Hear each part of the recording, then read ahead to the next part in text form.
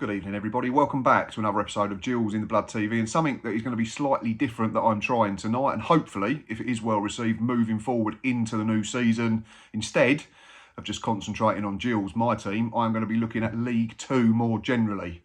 Now, following on with the transfer theme that has been the case throughout the summer so far for my club, I'm now going to have a look at 5 transfers that have caught my eye so far for a variety of reasons in League Two.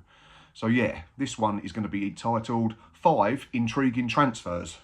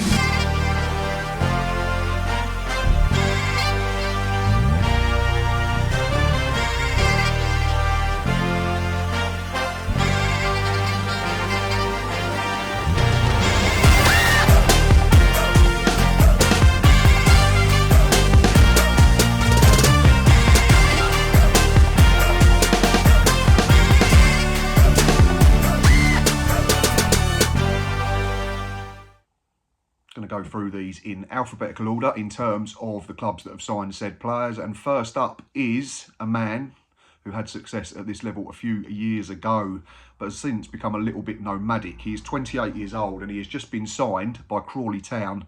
It is the enigmatic Harry McKirdy. Versatile attacker Harry can play in a variety of roles across the front. Like I say, enigmatic, very talented, bit of a loose cannon, maverick, probably all words that have been described to use Harry in recent seasons. Moves to Hibernian have not really worked out. He had a loan spell in 23-24 back at Swindon and then ended last season on loan at Bromley, but he was released by them, or by Hibernian, sorry, and is now been signed on a permanent basis by Scott Lindsay. Now, we know that Scott loves a bit of a rescue mission, likes to take on players with a point to prove. He did that season before last in getting Crawley Town promoted via the playoffs. Now, Harry's played 225 games in his career. He scored 47 goals and contributed a further 20 assists. Average minutes per game is only 42 though. And yeah, he's only featured 28 times in the last 2 seasons. There is a lot of risk attached to this move. And he's not getting any younger at 28. Should be in his peak years, Harry, but obviously, like I say, there's been a couple of moves that have not worked out since that stellar season at Swindon a couple of years ago. But like I've said, the Scott Lindsay factor was one that drew my eye to the move, and if anybody can get him playing again, it could be Scott Lindsay. If you look at his record from 2019 up until 2022, he played 94 times McKirdy and contributed 36 goals and another 19 assists. Average minutes per game was up at 66. He was getting a lot more time on the pitch, meaning that he could influence football matches more. And in terms of goals, it was 171 minutes per goal, so just under 1 in 2, which is really, really good. Had that really good campaign, like I say, when Swindon got to the playoffs. Hasn't quite worked out, but yeah, lots of intrigue and interest for me around the signing by Crawley Town of Harry McKirdy. Next up is a man who is stepping up into League Two from the National League, having enjoyed a stellar campaign in 24-25 for Maidenhead. He's 28 years old. I'm talking about Harrogate Town's new frontman, Shaun McCoulsky. Now, it looks like McCoulsky's been brought in to replace the now departed Josh March, who has moved on to Crewe Alexander, who contributed a good number of goals and assists last season, as Harrogate once again staved off the drop back into non-league. For me, though, it looks high risk. But sometimes you have to just take a chance, don't you, certainly at this level. And we know that there's plenty of good players in non-league. But the reason I think it's more of a risk than normal is Shaun is now 28. He's not young. He's not 21, 22 coming into the Football League with loads of potential and growth. So I think his ceiling's probably slightly lower than what it would be if he was 5 years younger. Like I say, he had a really good 24-25 campaign. 44 appearances, 15 goals and 2 assists. But my big concern is that's only the second time he's reached double figures in his career. And the other time was some 8 seasons ago in 17-18 when he scored 11 goals and contributed no further assists from 35 appearances. That was a combination of games in the National League and League Two. But then if you dig a bit deeper, his League Two record isn't great. 52 games across his career, and it's only 6 goals. He's only played 32 minutes per game when featuring in the 4th tier. And yeah, 280 minutes per goal. Isn't a disaster. It's basically 1 in 3. But it's a very small segment size, isn't it, to be judging it on. You'd want to be seeing it over more games and more goals scored. He's not a player I know loads about in terms of how he plays the game, so I had to do a little bit of more research and find some videos on the internet. Certainly not one you'd want to be chasing in a foot race as a defender. I think if you're one-on-one and it's a foot race between you and him for the ball, you're going to struggle, unless you're Carl Walker, and he's not going to be playing in League Two anytime soon. He's decent enough with both feet. He's willing to work hard and close down out of possession. There was some good clips of him, you know, harassing centre-backs and putting pressure on goalkeepers, which was leading to chances and assists and goals, which was good. Scores different types of goals, looks like a proper penalty box striker.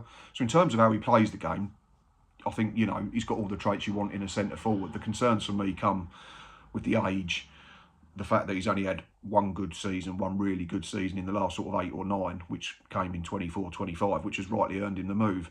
And like I said right at the top of this bit, Harrogate have to take a chance. They're a football club that, you know, loses their best players. They're at the bottom of the food chain, with the most respect, like a lot of clubs in League Two, so they have to go and find others, diamonds that they can polish up and hopefully improve them. So yeah, one that I'm really intrigued to see how he gets on. Like I say, I think it's high risk, but if he can replicate the form that he's shown over the last 9 months in the division below, then it could end up being a really good bit of business. So that's my second intriguing signing. Harrogate Town's new front man, Shaun McCoulsky. I'm sure MK Dons will be amongst the front runners with the bookies again to win the title in 25-26, sorry. But we don't want to get stung again, do we? There was plenty of us that predicted them to win the league last season and got bitten on the backside quite viciously as they finished 19th after a horrible, horrible campaign. They've now got Paul Ward in charge, who's probably managed a level below what he's good at, maybe even 2, in the opinion of some. Very, very good gaffer in the EFL for a number of years now. You know, he made his name at Rotherham, then did a good job at Derby before being relieved of his duty. So I think it was a massive coup, first and foremost, for MK Dons to persuade him to drop down into League Two. And with a pre-season and an opportunity to mould a team how he wants it to play, I think MK Dons will certainly be a threat come this time next year. I think you'll be seeing them a lot higher, certainly, than they ended up in the table this past campaign. Their latest signing is very experienced, has played at a lot higher level. I think he's had games in the Premier League for Cardiff, spent a lot of his time in the Championship, and that's where they've signed him from, Derby County. I'm talking about 33-year-old Nathaniel Mendez-Laing, big, strong, athletic winger who can play both sides, good with both feet. Might come into the category cheat code if he can hit the ground running. Might come into the category too good for League Two for the very same reasons. He's played 487 times in quite an illustrious Football League career. 71 goals and 77 assists in that time, and his average minutes per game is around 60. Still fit, still playing regularly, 148 matches since the start of 22-23, so that's 150 games there or thereabouts in 3 seasons. So there's no sign of him slowing down in terms of minutes played.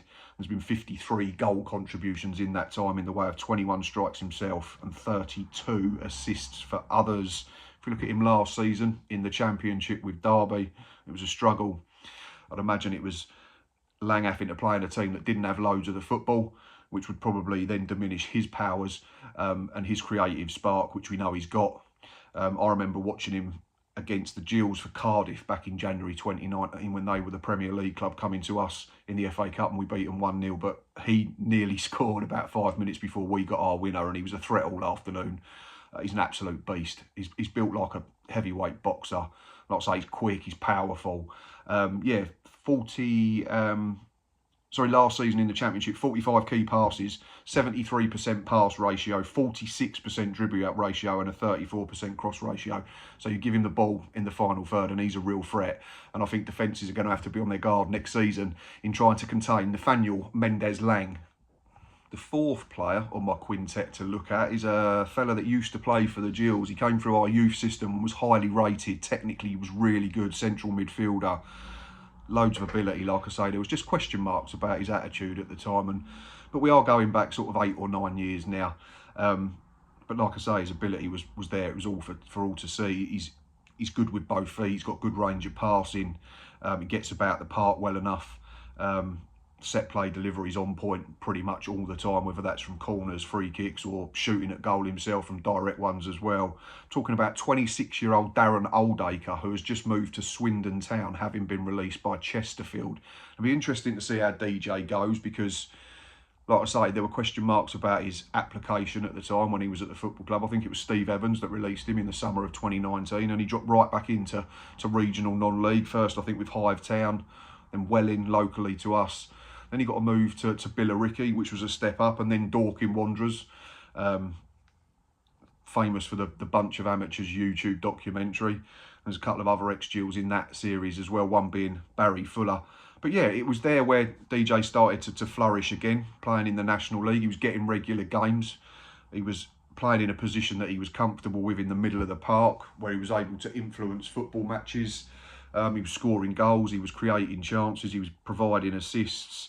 And if you look at his stats since the start of the 21-22 season, which is when he joined Dorking, he's played 138 times and provided 13 goals and 9 assists, and he's played 74 minutes per game, which is a lot higher than what obviously it was in his earlier career when he was getting the odd appearance for us. And there was one time under Steve Lovell, he had a little run in the side, scored a really good goal at Slough Town in the FA Cup on an artificial surface. But for one reason or another at Gills, it just didn't work out. Then made the move to Chesterfield, helped them win the National League in 23-24 and played, I think, about 25-26 of their league games. He's then played 32 more times in League Two last season, 3 goals and 4 assists. 87% pass ratio is absolutely ridiculous at the level. It's not a division where you expect people to be keeping the ball all the time, and it's a league where you think, you know, teams tend to go back to front quite quickly. 83% still, that ratio in the opposition half, which is absolutely staggering for the level. 161% of his ground duels last season as well, so it says that he's happy to do both sides of the game. And like I say, there's never been a question mark with DJ over his ability. What I'm intrigued to see here is how he goes now he's moved away from Chesterfield, because he's been there for a good couple of years. That was probably the biggest move of his career, playing under a really good, experienced manager in Paul Cook. Before that, it was National League South sort of level. So how will he cope moving from Chesterfield to the county ground? I know there's a couple of ex-Gills players there in Will Wright and Tom Nichols, but he won't have come across them in his career. And he's going to be playing for a highly experienced manager, isn't he, in Ian Holloway? So yeah, fourth. And another one to keep an eye on for me is Darren Oldaker's move to Swindon Town. I think one transfer that always creates debate amongst fan bases of all clubs up and down the country at all sorts of levels is when a player returns. And we've had it over the last year with the return of Bradley Dack to the football club, and we've seen it with previous players coming back on loan. There's always a risk that the second time around's not quite as good, certainly if the first spell's been really impressive. And that might be the risk with the next player, the last one on my list, but by no means least, who had a really good season for his football club in 22-23 and was probably part, dare I say, of the best fullback partnership in the division at the time, as his Tranmere Rovers side. There's your clue, finished in 12th. The right back that season was Josh McCoulsky, who now plays at the high end of League One for Bolton Wanderers. And his partner on the other side was Ethan Bristow, who's just gone back to Prenton Park on a free transfer. He's had moves to Stockport and then Minnesota in the MLS that have not quite worked out. But if you look at his stats in that season when he was playing in tandem with McCoulsky, they both played every single minute. So it was 4,140 minutes of the 46 league games that season. Bristow himself contributed 1 goal and 2 assists, but more importantly, 17 clean sheets. They were just really, really good as a pair, weren't they? And it allowed Tranmere to have overloads in the top end of the pitch because of the fact that they were able to get high. And if one went, the other one dropped to keep themselves solid. But they were both equally of a threat from either side. And I know Bristow's career's probably stalled a little more than he'd have hoped, having left the club for Stockport County a while ago now. But he's still only 23 years old, so there's still loads of potential, still time to improve and get back to them levels. And I think if Andy Crosby, who's done a really good job with the White since going in there, and he's been given the job full time, if he can get them playing as he wants, which seems to be a passing game, then Bristow could be a real asset. Yeah, if you look at that season, there was 42 key passes, 64% pass ratio, 52% dribble success rate, which for a fullback's really impressive in my eyes. But he made 87 tackles. There was no errors leading to shots or goals, and he made 92 clearances. Super solid defensively, was part of a good unit. I think Tranmere have made another signing in Nathan Smith that'll improve them defensively. Bristow, I think, could be a very, very good addition if he can replicate the form that we saw 2 seasons ago. Whether that actually happens remains to be seen, but I think Andy Crosby's probably the right type of manager for him in how he wants his Tranmere team to play the game. Yeah, always came across as dynamic, solid, like I say, was willing to get up and down, good engine, good battling ability. So really intrigued to see how the returning Ethan Bristow gets on in his second spell at Tranmere Rovers. List completed. They are my 5 intriguing transfers that I've picked up on throughout the early seasons of the summer. We know that this little transfer window slammed shut at, I think, 7 PM this evening, so it might have already closed by the time you watch this video. Still loads of time though for everyone to move people out, to bring people in, to mould squads and teams to how they want it to be. Loads of excitement, loads of conjecture, loads of rumours still to come, with 2 months until the big kick-off still. But yeah, hope you've enjoyed this video. Let me know, fans of the clubs that we've talked about. So you've got Crawley Town fans, Harry McKirdy. We've got Harrogate fans. Tell me what you think of the arrival of Shaun McCoulsky. Nathaniel Mendez-Laing, is he too good for the division? MK Dons fans, what do you think? Darren Oldaker, Gills fans, you can give comments on this because you've seen him play for us. You've watched his career stagnate and then develop again. And finally, Tranmere fans, what do you think? Ethan Bristow looks to have been well received on social media, but it's one thing talking a good game, it's an entirely other thing, isn't it, to hit the ground running in terms of playing on the green stuff. But yeah, like I say, they're all intriguing for a variety of reasons. So thanks for watching and thanks for listening. Comment down below with your thoughts on them. If you're a fan of a club that's seen them play at your club previously before, tell us what you can expect, what we can expect, what the fans of the clubs they've now joined can expect. 3,700 subscribers has now been hit. Thank you very much, finally.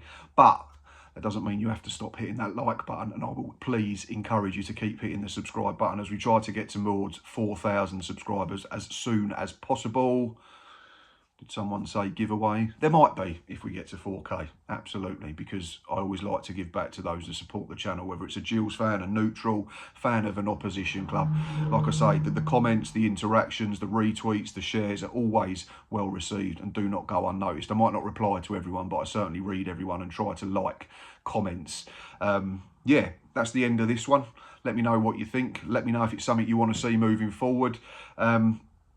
Be back shortly for another episode. I'm sure there'll be something to talk about soon enough. I know Gills have got their kits being released, home Wednesday, away Thursday and third on Friday, and they'll be on sale in the Megastore Friday, so looking forward to that. But yeah, I'm sure there'll be more content to come as more news comes out from more football clubs, including my own. But until then, appreciate you watching, appreciate you listening, hit subscribe and up the Gills.